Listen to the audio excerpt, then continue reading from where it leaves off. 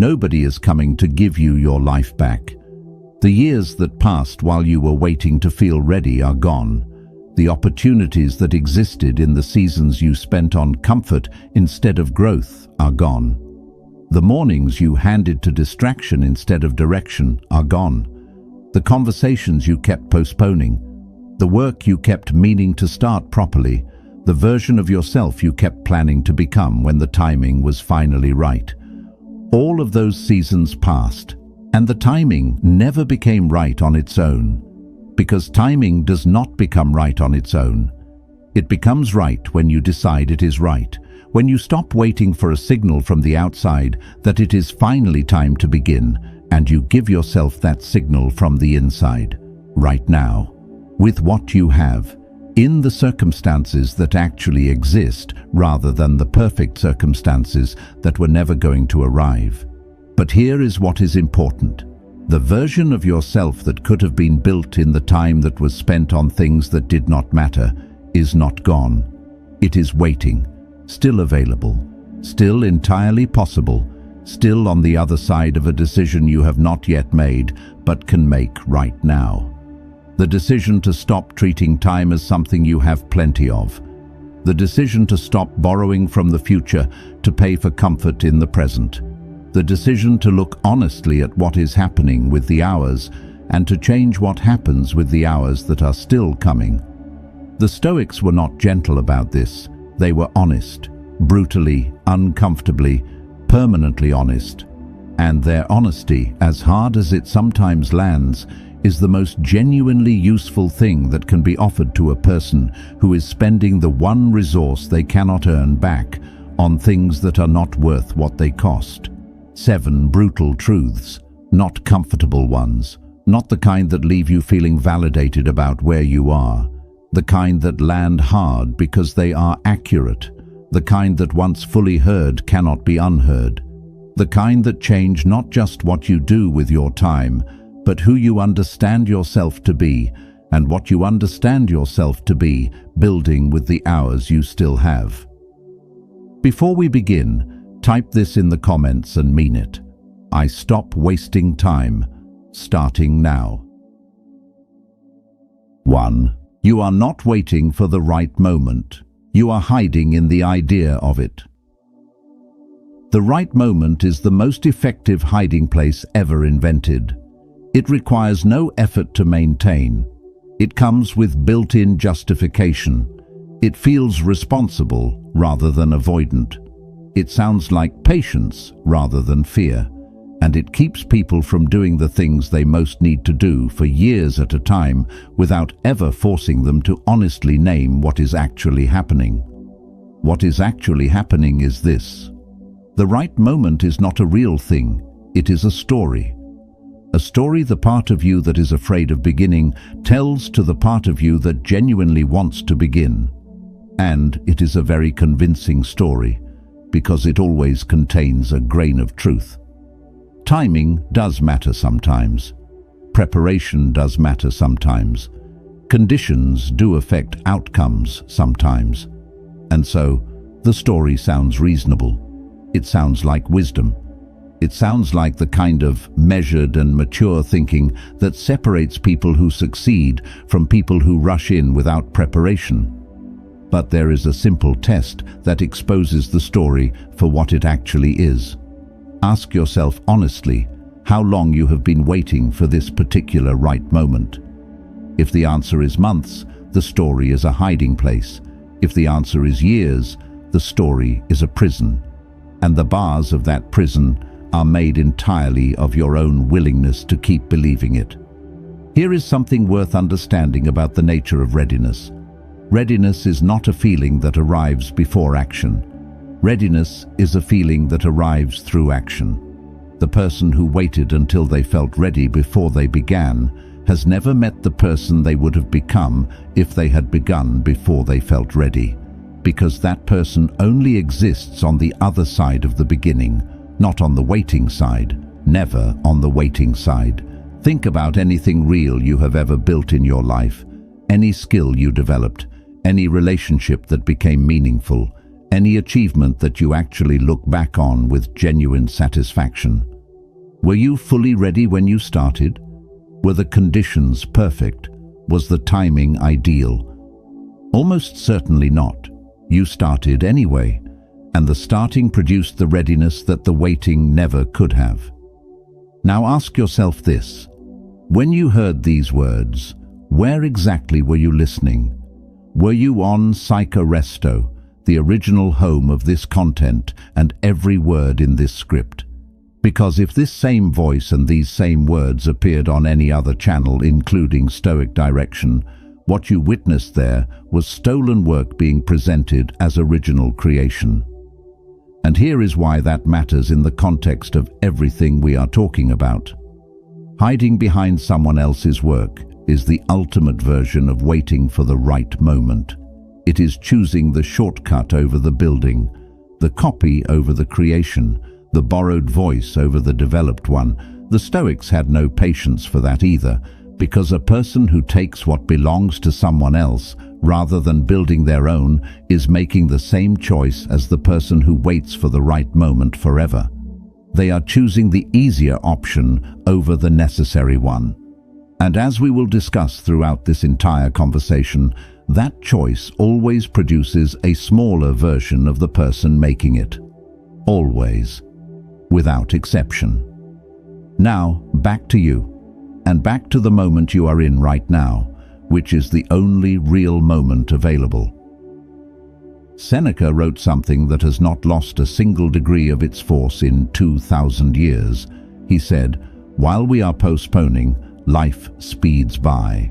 While we are postponing, not while we are resting, not while we are genuinely preparing. While we are postponing, life speeds by, not slows to give you the moment you were waiting for, not pauses to let you catch up, speeds by. And every postponed beginning is not just a delayed start, it is a missed season of becoming, a season in which the skill was not practiced, the habit was not built, the character was not forged, the confidence was not earned. All of those things only come through doing, and every day of waiting is a day they did not come. Here is the practical truth buried inside this brutal one. The first step of anything genuinely important does not require perfect conditions. It requires only the decision to take it. Not a perfect decision, not a fully informed decision, a real decision, acted on, in the imperfect moment that actually exists. Because the imperfect moment acted on is worth infinitely more than the perfect moment perpetually waited for. The moment you are in right now is the right moment. Not because it is perfect, because it is real.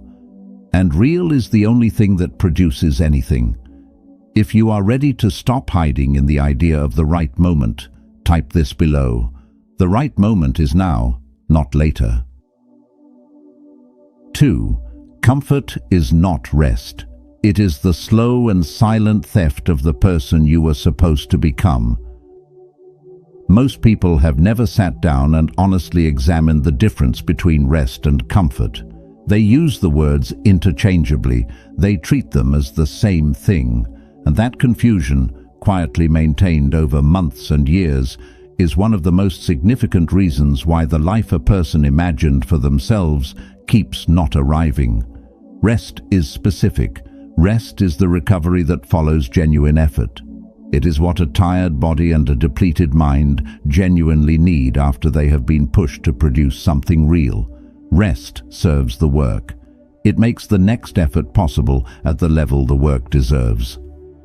Rest is earned and functional, and when it follows genuine effort, it is one of the most important things a person can give themselves. Comfort is something else entirely. Comfort is the deliberate arrangement of your life so that as little as possible is required of you. It is the daily drift toward the path of least resistance, not because you need recovery, but because difficulty has become something you prefer to avoid.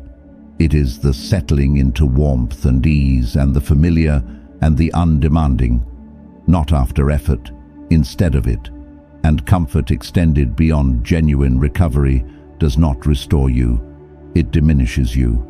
Not dramatically, not in a single recognizable moment, but in the slow and quiet accumulation of days that passed without requiring anything real from you, days that left no evidence of growth, no skill built, no challenge faced, no version of yourself that is stronger or wiser or more capable than the version that woke up that morning.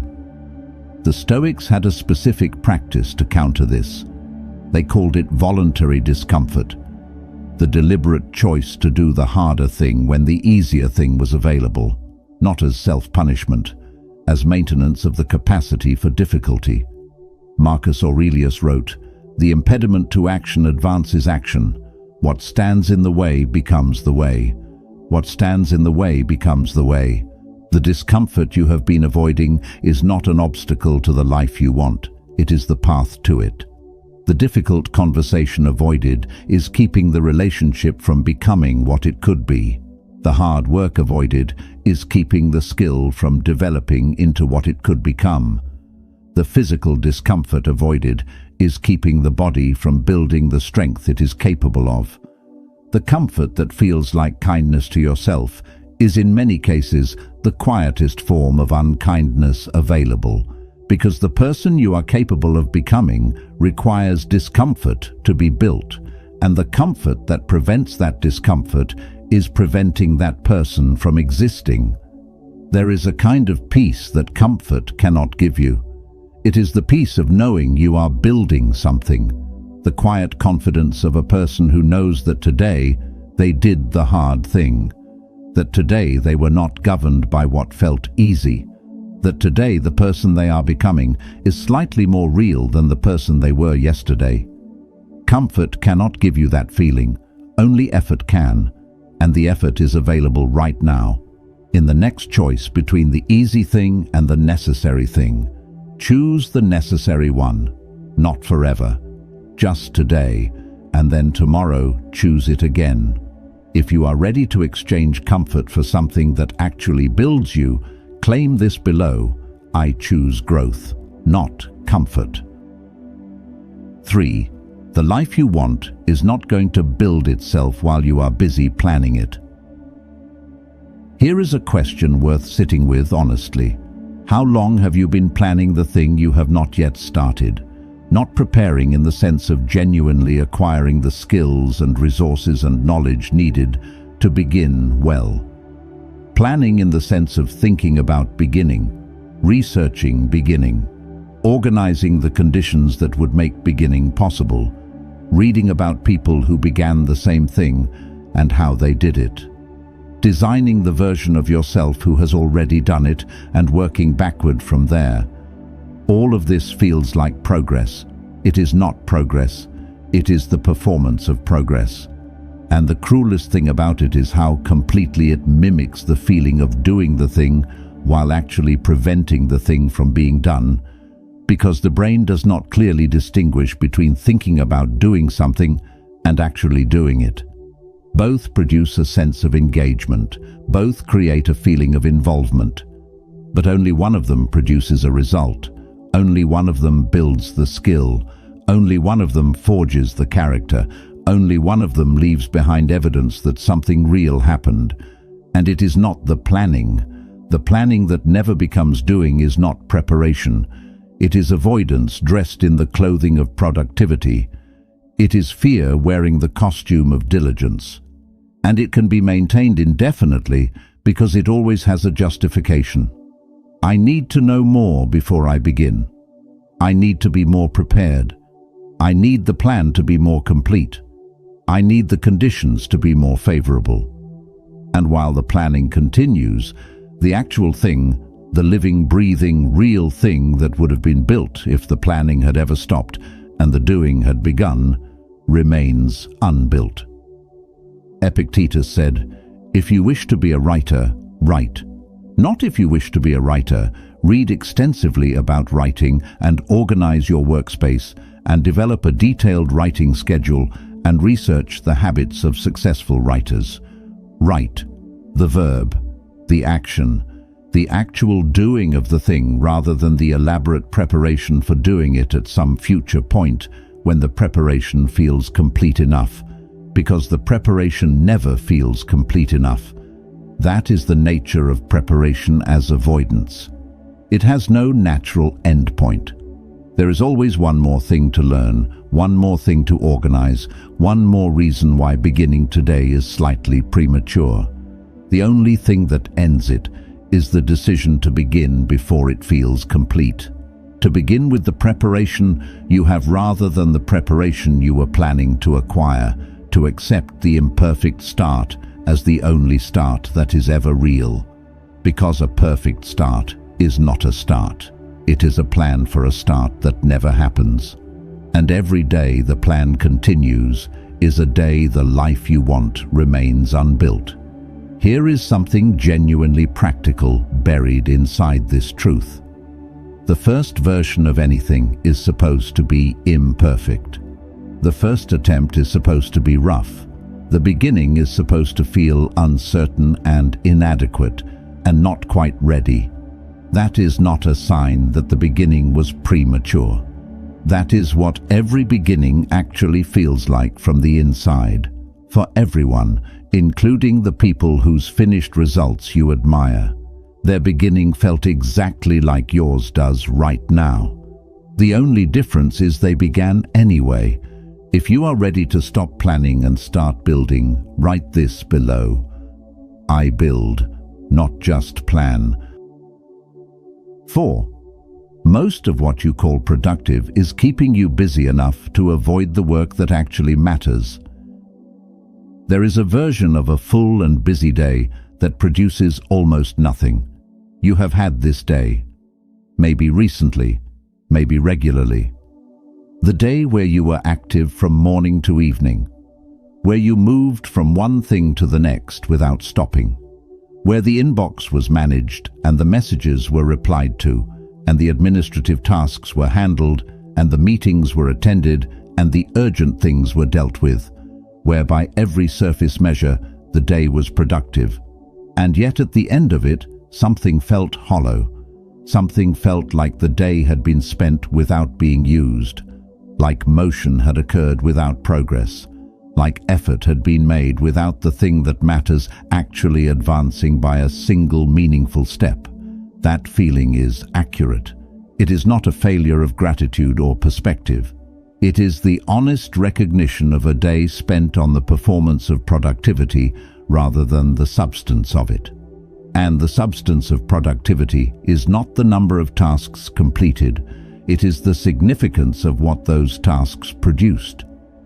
100 small tasks completed is not the same as one important thing advanced. An inbox at 0 is not the same as a meaningful project moved forward. A day of meetings is not the same as a day of genuine creative or strategic work.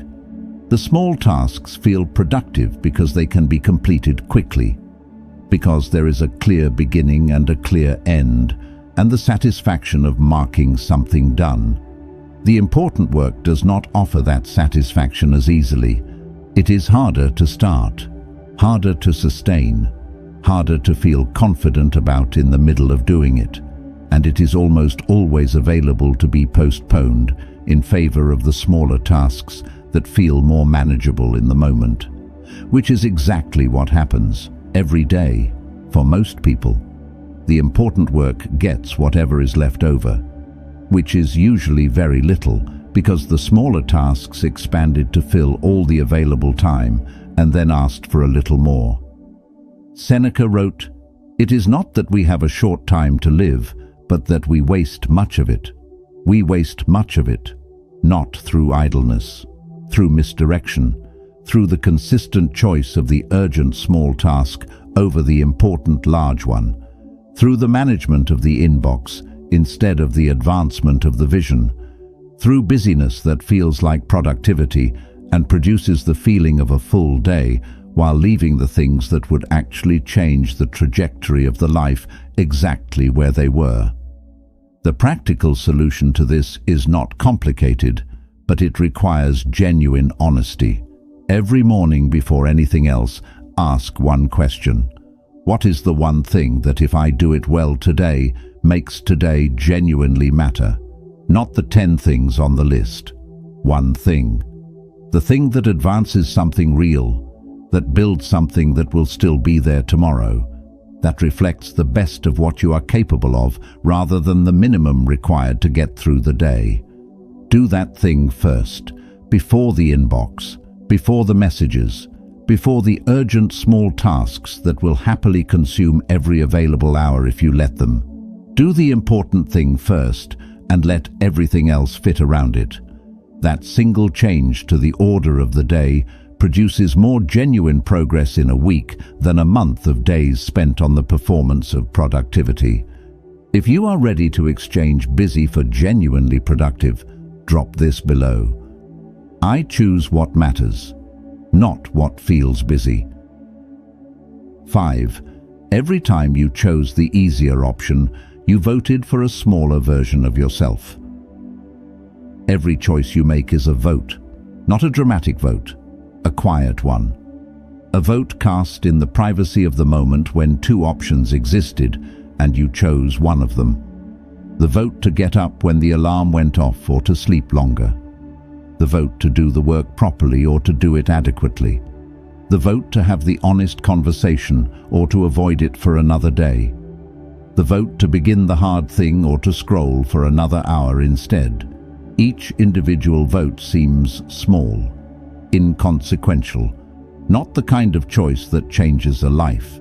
But choices are not evaluated individually, they are evaluated in aggregate, and the aggregate of your choices over a month, over a year, over 5 years, is exactly the person you have become, not the person you intended to become, not the person you described yourself as being in conversations about your goals and your values and your plans. The person that the actual votes produced, because votes do not lie. Words lie, intentions lie, plans lie. Votes tell the truth. And if the votes have been consistently going to the easier option, the smaller choice, the comfortable path, rather than the necessary one, the person produced by those votes is a smaller version of the person the other votes would have produced. Not irreversibly smaller, not permanently smaller, but smaller in this moment than they needed to be.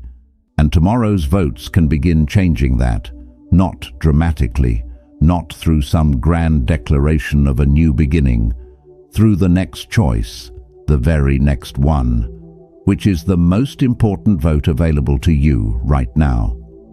Here is what makes this truth genuinely useful rather than just uncomfortable. The votes compound, not just in the negative direction when the easy option is consistently chosen. In the positive direction when the harder right thing is consistently chosen instead. Every vote for the hard thing makes the next hard thing slightly more accessible. Every choice of depth over distraction makes the next choice of depth over distraction slightly more natural. Every moment of doing the thing properly rather than adequately builds the standard that future moments are measured against. And the person produced by consistent votes for the better option is not just slightly better than the person produced by consistent votes for the easier one. They are genuinely, substantially, visibly different. Different in their capacity, different in their confidence, different in the quality of the work they produce and the relationships they build and the standard they hold themselves to when nobody is watching. That person is available to you, not through a dramatic transformation, through the next vote and the one after that. Marcus Aurelius wrote, "Waste no more time arguing what a good man should be. Be one, be one. Through the choices, through the votes, through the daily and unglamorous and completely genuine practice of choosing the person you want to become over the person the easy option would produce." You are listening to the original voice of Psycho Resto. If you heard this same content on any other channel, including Stoic Direction, you are watching stolen work. 6. The people you are comparing yourself to are not living your life, and their progress has nothing to do with yours. There is a habit that steals more genuine progress from more genuinely capable people than almost any other habit available. It is quiet. It is socially normalized. It is built into every platform you use and every environment you move through, and it costs you something every single time you engage in it. The habit is comparison, not the useful kind of comparison that involves measuring your current self against your past self to see whether genuine growth is occurring. The other kind, the kind where you look at where someone else is and use it as the primary evidence about where you should be, where their timeline becomes the measure of whether your timeline is adequate, where their results become the standard against which your results are judged, where the life they appear to be living becomes the indictment of the life you are actually living. That comparison is not motivating. It is not the useful friction that produces better results. It is a drain, a consistent, reliable, always available drain on the energy that your own actual life needs in order to move forward, and it is based on a fundamental misunderstanding. The people you are comparing yourself to are not living your life. They did not start where you started. They did not have the specific combination of advantages and disadvantages and circumstances and history and resources and relationships that produced you. They are on a completely different path, going to a completely different destination, and their progress along that path tells you nothing meaningful about the adequacy of your progress along yours. Nothing, not one useful piece of information. Epictetus said, "Seek not that the things which happen should happen as you wish, but wish the things which happen to be as they are, and you will have a tranquil flow of life." A tranquil flow of life. Not a life spent measuring every step against someone else's position. Not a life where your sense of progress is perpetually hostage to the apparent progress of people who are not you and never were. A life where the measure of a good day is whether you moved forward from where you were, not whether you closed the gap between yourself and someone who started somewhere different and has been building something different all along. Here is the practical thing worth understanding about comparison. The energy it consumes is not free. Every minute spent looking sideways at someone else's life is a minute not spent building your own. Every moment of discouragement produced by someone else's highlight reel is a moment of momentum lost from your own actual path. And the path you are on, your specific, genuine, completely personal path, from where you started to where you are genuinely trying to go, requires your full attention. Not half of it, not the part that is left over after comparison has taken its share. All of it. The only comparison worth making is between who you were yesterday and who you are today. That comparison is honest. That comparison is based on real information about your actual life. And that comparison, made consistently and acted on honestly, produces the kind of growth that looking sideways at someone else's life can never produce. If you are ready to stop measuring yourself against anyone except who you were yesterday, claim this below.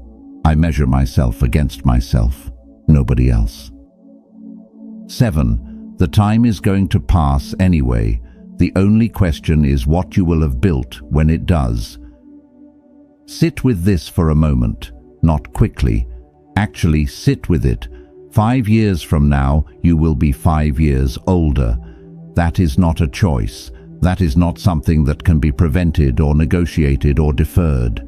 5 years will pass, the calendar will move, the world will continue, and you will be 5 years further along the timeline of your life, regardless of what you do or do not do with those 5 years.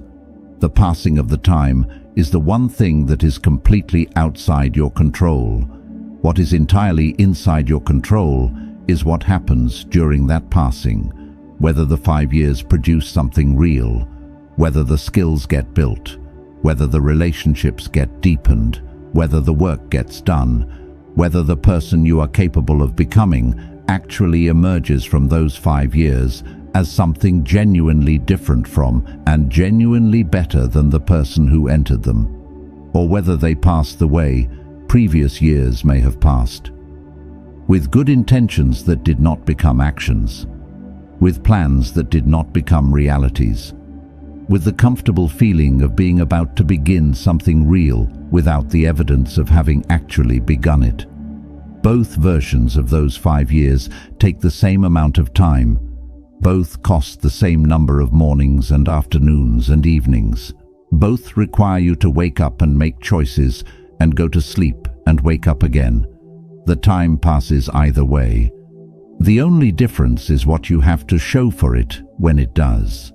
Seneca wrote, "Begin at once to live and count each separate day as a separate life, each separate day as a separate life, not as one of an unlimited supply of days that can be spent freely because there are always more coming, as a single complete and unrepeatable life, with a beginning and a middle and an end, with a finite allocation of hours that will not be refunded or extended or returned." What do you do with a single complete life? You live it fully, with the understanding that this particular combination of hours and opportunities and possibilities will not come again, that what can be built today cannot be built tomorrow from the same raw material, because today's raw material is today, and tomorrow's will be tomorrow's, and neither can be used in place of the other. Here is what makes this truth not just brutal, but genuinely liberating. The time that has already passed is gone. That is not recoverable, but the time that is coming is still entirely yours. Every morning that is still in front of you is a complete and separate life being offered, a fresh allocation, a new set of hours that have not yet been spent on anything, that can be directed, that can be used, that can be built into something that did not exist when the morning began. And the decision to use them that way, to treat each coming day as the unrepeatable life it actually is available right now, in this moment, before the next morning arrives, before the next week begins, before the next year next week begins, before the next year passes the way the previous ones did. Right now. The time is going to pass anyway. Make something with it. If you are ready to build something real with the time that is still yours, write this below. The time passes either way. I choose to build. 7 brutal truths, 1 simple decision. Stop waiting. Start building. Right now, with what you have, in the life that actually exists, not the right moment, not when the plan is ready, not when the comfort is interrupted by something more convenient than your own decision to interrupt it. Now, the version of yourself that is still possible is waiting, and the time you still have is enough to build it. If this found you at exactly the right moment, leave the only thing that matters. I stop wasting time. I start building now.